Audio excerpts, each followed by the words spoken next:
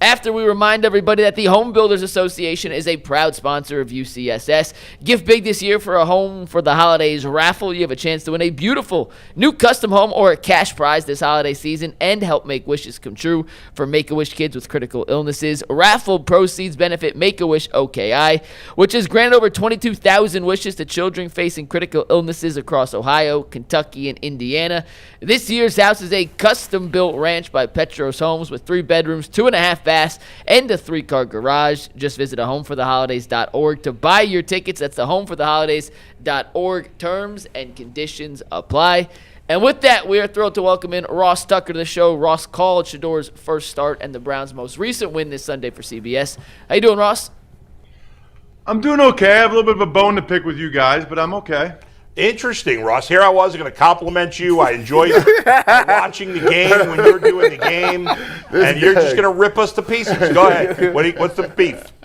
Well, a little birdie told me that you guys did like a live stream or something. Yeah.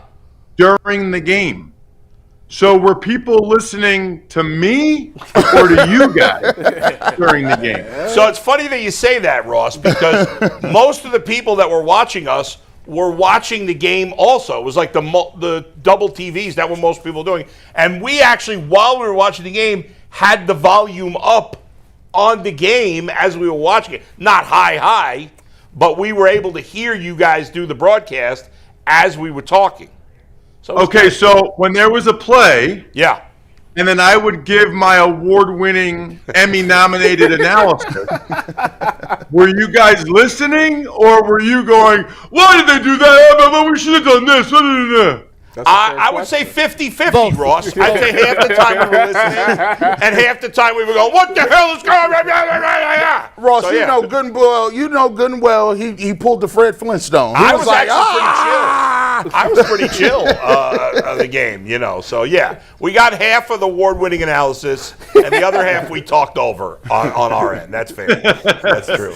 Hey, look, you know what? That's fair. As long and if that got more people to watch the game, then I'm happy. Yeah, no doubt. What was crazy is a big story here is that the game wasn't on in Columbus, which is insane. Yeah. Wow. Or Youngstown, which is an hour and change from here, Wow, that's so interesting. I don't know how they decide that or do that. I mean, I know that they spend a lot of time on that. Yeah. But that's interesting. I wonder if that has anything to do with like before they knew Shedeur was starting or after. Because I was curious. I look at the broadcast maps. Yeah. Because my name pops up, so I get like an alert. Yeah. Because I'm always curious to see like where the game is on. And what's weird is like if you do a Ravens game, it's always on in Louisville because he went to college there and because the Louisville people like love Lamar that much. So there's like weird things like that. Like every Bills game's on in Wyoming or whatever. So I was just curious if the Shedeur effect had impacted any regions or whatever where they might watch the game. I wonder if it will going forward. I think, maybe that was as you said, maybe that those decisions are made before we knew Shedeur was going to be the starter. I don't know. But I have no idea. I mean, it felt like a decent amount of people were watching just based on my social media. But I do think if we probably got a lot of time on the red zone, there was only 4 games. And then also, if you have the Sunday ticket to be able to watch every game, I think there's people that probably flipped over quite a bit, to see what Shedeur would do. And honestly, like, there's millions and millions of Browns and Raiders fans everywhere. I mean, they're probably 2 of the top 5 fan bases just because I know, like, in central Pennsylvania, I can name a handful of both Raiders fans and Browns fans, and they're diehard. They have the Sunday ticket. They watch every week. They live and die, which is why I always say Raiders, I think even more so Browns fans, elite fan base for how loyal and diehard you guys are with, how little of a return on investment you've gotten over the last 20 years. But true. Ross, I think a lot of people were surprised. I was surprised by a couple things from week 1 where he came in at halftime to week 2. I think the biggest thing was I didn't see a lot of retreating. There's a few times it looked like he wanted to retreat, and it kind of Like, hold on, let me stop myself, throw the football away or get, out of harm's way. What did you think of the pocket presence, and what did you see that may be an improvement from the first time he was playing against the Ravens until the game against the Raiders? By far the biggest improvement and most noticeable thing that I saw, by far. And, I talked to Joel Bitonio the day before the game, and he said that it's something they had really emphasized with Shedeur, that, hey, we're going to keep this interior of the pocket firm. And Bitonio and Posick and Teller, they put that on them to keep that interior firm so that Shedeur could step up and could feel comfortable stepping up. But he made major strides. I said that during the game, and then right after the game, I did this hit for CBS. And, it's not like his statistics lit the world on fire, but he more than passed the eye test in my mind, especially in terms of that pocket movement. Now, I don't really know why the Raiders didn't blitz him more. That would have been the first thing I would have done. I would have thrown the kitchen sink at him like the Ravens did. For whatever reason, the Raiders decided not to do that. But I was thoroughly impressed with Shedeur at times getting the ball out of his hands quickly, at times the subtle pocket movement, stepping up in the pocket and delivering the ball, and even at times buying time to the right.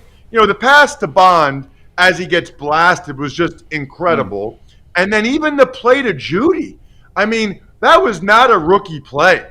He's buying time. I thought he was going to throw underneath to Njoku. It might have been Fannin too. He waited, calm, cool, collected, and then all of a sudden Judy's wide open. He puts it on him. Now Judy ultimately fumbled, which was a bummer. But I thought it was a huge improvement for Shedeur. I think he only took one sack, and I don't really remember him retreating out of the back of the pocket all that much, which if he can improve that much in 1 week, it should get you excited to see like what is this week going to look like. Yeah.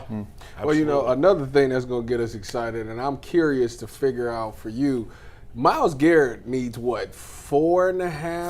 Five sacks. How many games is he going to take? Does he get it this week? Does he get it against Tennessee? How many games would you predict it takes him to break this record? Well, I don't think he does it this week against Trent Williams and the Niners because, Trent Williams is a very prideful guy, even if he's not quite what he used to be. But I would be really surprised if Myles doesn't break this record. Certainly every team is going to do whatever they can to try to prevent him from doing it. I was at Raiders practice on Friday, and it looked to me like they were going to keep the tight end in on that side almost every play, to not let Myles get those one-on-ones. And for the most part, they did, but he was still able to get in there a few times. So if the Browns can actually have leads in these games, and let Myles just tee off like he did on that last sack against Stone Forsythe, it is bananas, guys, to think where he'd be if the Browns had a decent lead in more of these games. Because a lot of times that's when you get your sacks. I will say this, and I made this point during the game. Hopefully you were listening. Might have been when Bull was talking over me. But the best thing that happened to Myles this year is the D tackles are pretty awesome. Yeah. I mean, Malik Collins, Shelby, Mason Graham. It used to be that quarterbacks could step up or that they could escape the other side. But McGuire and Alex Wright have done a good job of not letting the quarterbacks escape outside of them. And so if you remember Lamar Jackson the week before, they're keeping them kind of bottled up a little bit. It's almost like they're rushing better as a unit, whereas I don't know if it was like, Okonkwo or Zadarius. I mean, they were probably trying to get theirs, which I don't blame them, right? But it feels like those guys understand what they have in Myles, and they're trying to give him look. They're still getting their own sacks too, but that pressure up the middle has been huge for the Browns. Yeah, no doubt about it. I just wanted to follow up on this with Myles because we had Joe Thomas on yesterday, Ross, and he said, there are like Myles Garrett. There are some plays where he's like, that is impossible to stop. There's nobody that can stop him because he said it's the only pass rusher he's ever seen in his career or in his life that has the three things: the size, the speed, and what was it, the bendability? Is that what he said? I can't remember the exact word he used. But the way he can bend high-level offensive line talk from Joe Thomas, Ross. What say you on that? Well, no. So everybody can see that he's 270, 275, and super fast. I would add on top of what Joe said, he has incredible get-off. You know, there are fast guys that don't have awesome get-off off the snap. He times up the snap perfectly. But the thing that makes him truly unique is at that size to be able to turn the corner and bend around the edge like he does. He is so low off the ground at times. It's insane. I think he is, you know, I'm trying to remember Reggie White. But to me,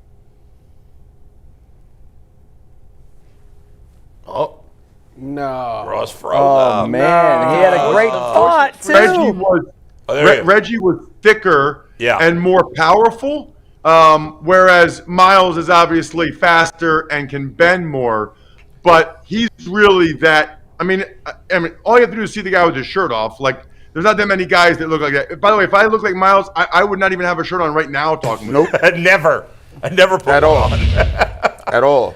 Ross, you played offensive line. I mean, I played DB, and I went up against, like, good receivers, really good receivers. Sometimes I was scared. You know, I'd be like, man, this guy's, you know, like a Hall of Fame receiver. You wasn't scared. You just had respect for them. Probably scared, dude. But like, if you were to go up against Myles Garrett or any of the all-time greats, like, what goes through your mind? And like, if you're just a young player who's just trying to make it, and you got the assignment of having to deal with Myles Garrett, there's a big intimidation factor there as well, right? It's got to be huge for Myles. Yeah, there's no question. Like, think about what the center was thinking, Putnam, when Myles was like 4 yards off the ball and was about to take a running at him. I actually thought I thought that kid held on for dear life. Yeah. That kid did pretty good on that play. Yeah. I was like, oh my gosh, I'd be thrilled if I did that on that play. Really, if you're in that situation, Dustin, and you know this, it's really about knowing where your help is and using your help. You know, if you're in one-on-one situations, what you do is exactly what I said in my first game ever at tackle. I was in my preseason rookie year. I got in a tackle with the starters because Chris Samuels got hurt, and I said to Jeff George, I said, "Hey Jeff, I won't let him beat me inside, and he won't run me over, but he is coming around the corner." and dude, it was like Jeff George's 15th year or something. Yeah. Do you think he had any interest in getting hit whatsoever in a preseason game? Jeff George was dropping back to 6, stepping up to 3, and throwing the ball in 2 seconds. It was hilarious. But no, that's what you do. You don't let them win inside easy. You don't let them run right through you. You make them run the edge around you, and you try to push them out. Look, I've been in that situation, right? I mean, I've been the center for the Raiders. I can remember my first start in Buffalo. The first third down, they moved Michael Strahan over me. And I was like, oh, my gosh, I'm the guy. All the words that we have for that guy, I don't know if they're, like, appropriate for the media. Yeah. But I think they're, like, prison terms. But I was that guy. I was the guy in that game against the Giants that they had pointed to as the weak link, I think is a nice way to say it. That I was the weak link and the guy they wanted to target. They call that food nowadays. Yeah. You food. Use a plate.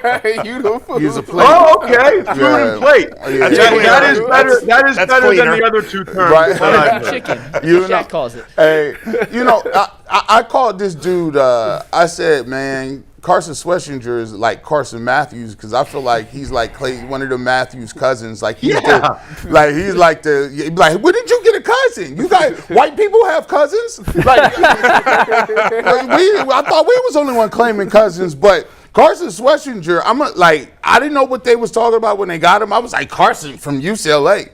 This dude looks like somebody said it, when you watch him, he reminds you of Luke Kuechly. And I looked at him like, oh, come on, you can't just call Luke Kuechly out now. That's a little high. But this young dude is just, it seems like he's like a 7-year pro, and he's been in the game, and he is a 3-down linebacker, and he just plays like an old school, one of those dudes like Urlacher and the guys in the middle. What do you see from Carson Schwesinger? And, does he have a chance to be a guy that could be a Pro Bowler this early? Yes. I think he'll get some Pro Bowl votes this year, maybe a lot of them. I love the Carson Matthews, as if he's Clay Matthews the second or junior or whatever, Right. his nephew or whatever. I don't know.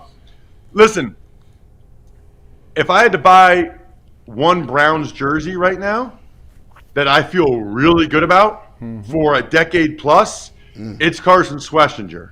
I mean, you see what it was just he and Genty that one time, and he just stoned him? I mean, we met with him the day before. Yep. Super impressive kid. I mean, bioengineering major at UCLA. He's got phenomenal hair. I hate his guts. It's like these flowing locks of hair. I mean, that guy is in a really good spot for the next 10 plus years. Schwartz has given him incredible praise, saying that mentally he's where Ray Lewis was his third year, which is just amazing to even say. Ray Lewis is the best player that I ever played against. And so the craziest thing, we probably talked about this before, but I did the opener last year for UCLA at Hawaii for CBS. Carson Schwesinger didn't start. He didn't start for UCLA the first 2 games last year. He didn't start till the third game. And it's funny because I said to him, here's what's weird. Chip Kelly offered him the walk-on spot, so he owes Chip Kelly for that, and he went to UCLA. However, the first 3 years when Chip Kelly was the coach, he didn't play Schwesinger. He didn't play. So I said, are you more appreciative of the opportunity or more mad that he didn't play you? And he said, probably a little bit of both. That's that 50-50. And he is everything that you would hope to have in that middle linebacker. And that's the thing, guys. I know people have their opinions about Andrew Berry and Deshaun Watson, the whole deal. With the draft picks that they accumulated for next year's draft, why would you want anyone other than Andrew Berry making those picks based on what he did with this year's draft? I mean, they have 2 legit running backs. Yeah.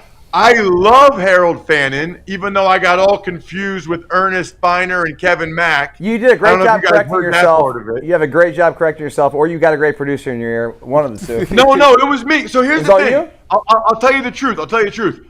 I thought Fannin was looking like Kevin Mack, okay? Yeah. No, it's an easy and I was about thing to mess say up. that. Yeah. Because I remembered number 44, but then I thought, no, Kevin Mack was 34, and in my head, Ernest Biner was 21. Because I think Ernest Biner was 21 with the Redskins later. He was. He was 44 with the Browns, so that's why I went Ernest Mack. You know what? At least that way you guys knew I was talking about both of them. But the point is Andrew Berry. The running backs, maybe the quarterback. Fannin is a star. Schwesinger is a star. Mason Graham is a very good player already. We'll see what happens with the quarterbacks. But the point is, guys, when the Browns become good again, if that's next year or the year after, this is the draft class we're going to be talking about. We're going to say that the 2020, no matter who the coach is, no matter who the GM is, you're going to point to this rookie class as the class that helped turn things around for the Cleveland franchise. And we'll see if Andrew Berry can save his job with that, Ross, because his previous drafts were all terrible pretty much across the board. This, if he keeps his job, it's going to be this draft, obviously, which is an A. I want to talk about one other player to wrap it up because I feel like he's all these talk about all these great defensive players, all deserved, but this guy is getting forgotten. And Denzel Ward to me is playing as well as any corner in the league, and he basically shut out Brock Bowers, which I was so impressed by. He's so good, and I think he kind of gets forgotten in all the excitement of the front seven. What's your thoughts on him? Totally agree. I'll say Tyson Campbell looks pretty darn good too. Yeah. That was a nice trade by the Browns. It was. But you're right about Denzel. I think Schwartz deserves a lot of credit I don't know if you guys heard me say this early in the game, but they decided we're just making Bowers a receiver. Yeah. You know, they don't have Bowers like at the point of attack in the run game blocking. Right. So if all he's going to be is like a backside blocker anyway, why even treat him like a tight end? Just say he's a receiver.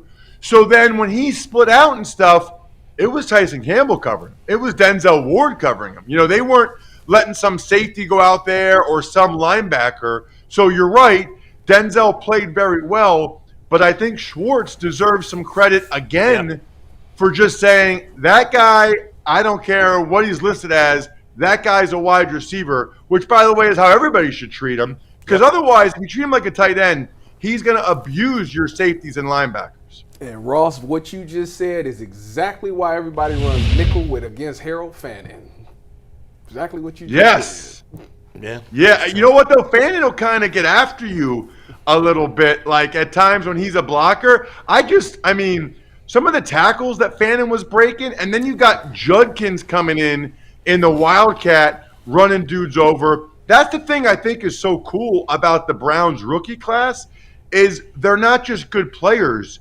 They play like Cleveland Browns. Like they play like how when the Browns were good back in the day, what I remember of Kevin Mack and Ernest Biner and Ozzie, and like they play with that level of physicality and toughness that the dog pound can appreciate. Ross, we'll let that reminds me. Yeah. Hey, you see the one play where Genty was fighting for extra yards and Mason Grand came over and destroyed his whole family? Oh my gosh, that was unbelievable. We thought that was I mean, crazy. that's what I'm saying. The Browns drafted not just good players, they drafted some straight dogs. Ross, remember, we're going to let you borrow this. When you get, we just let you know it's not the Wildcat. That is the wild dog. We've already coined the wild that here. dog when they It's run wild that. dog when Judkins gets there. With the W. Yeah, with the D-A-W. D-A-W-G. Yeah. Well, remember to do your social media campaign so I can do some more Browns games later in the year. Yeah, we want you on fun. more Browns. Which game are you doing this week? Actually, I'm college because of Black Friday, Iowa, Nebraska. Oh, man. So Okay. every television in the country, you don't have to worry about it in Columbus or Youngstown. I promise we're on CBS at noon on Friday. Iowa, Nebraska. Look, I think they know what kind of games to put me on. Okay, they know. They know the type of games I like. Iowa, Nebraska. It'll be fun. Offensive linemen and punts, baby. That's right. Hey, Ross, last thing. What do you got to say about your Princeton Tigers? 3-7. They've lost 5 in a row. Like, what's happening there? Do we have to fire the coach? What's happening? Are these guys too smart to play football? What is going on here? We don't have to fire the coach. It is a little bit of a sore spot right now. We will get back on track starting next week. Excellent job by you, Adam, letting me finish the interview in a really positive note and feel good about it for the next time. Oh, you're wearing That's why the you're shirt. the best. Happy Thanksgiving. By the way. Sorry, Ross. Yes, happy Thanksgiving. Your team. Thanks, Hey, buddy. Bull, enjoy your Bengals. They stink. See ya. There you go.